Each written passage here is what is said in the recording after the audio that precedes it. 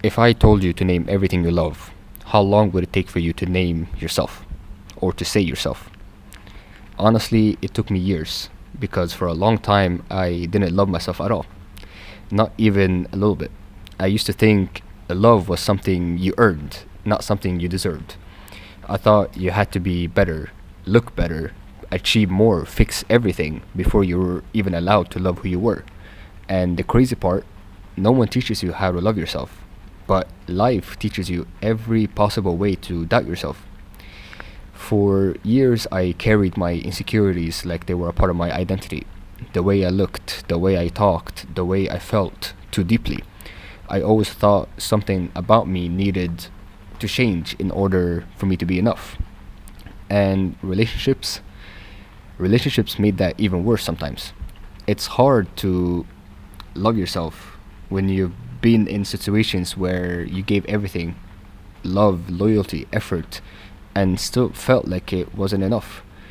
It's hard to feel worthy when you've sat there asking yourself, why wasn't I chosen? Why wasn't I appreciated?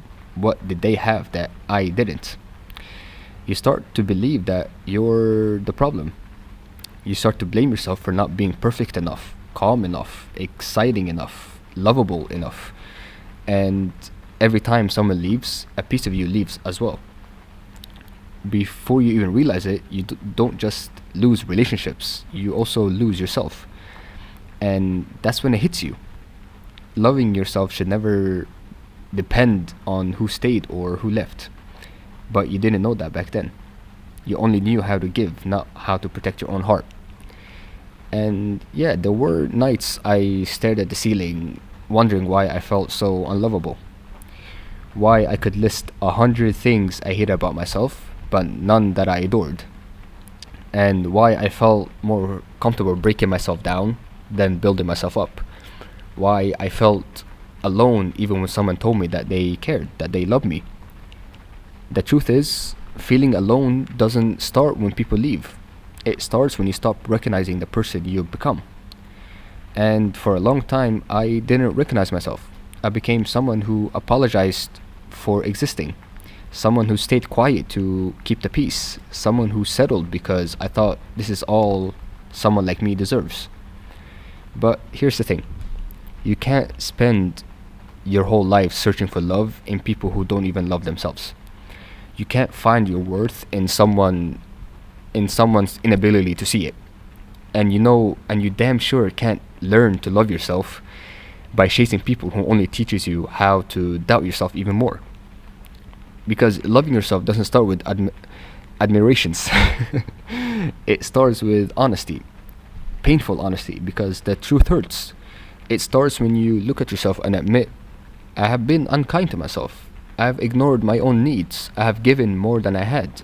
I have lived like someone who didn't deserve love. And that hurts. It really does hurt because you realize that the person who you broke the most was you. But also, that's where healing begins. Not quickly, not perfectly, but quietly, slowly, in moments no one will ever see. Like the first time you say no without feeling guilty.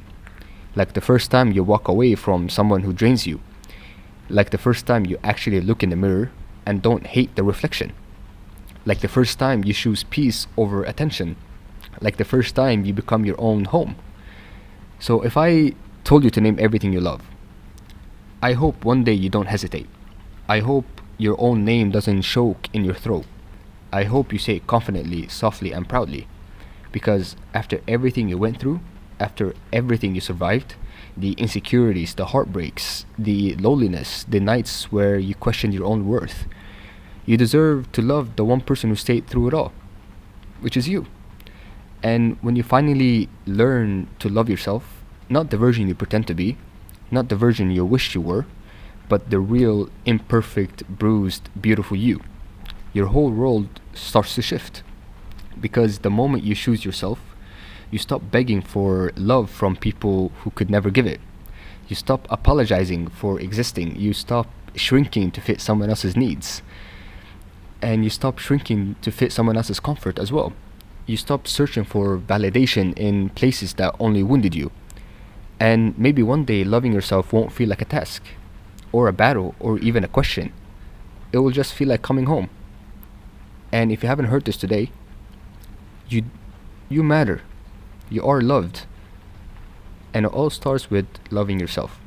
Looking in the mirror and actually loving yourself. Write that down. Write down every day, I love me. Because I love me. And don't forget, stay real.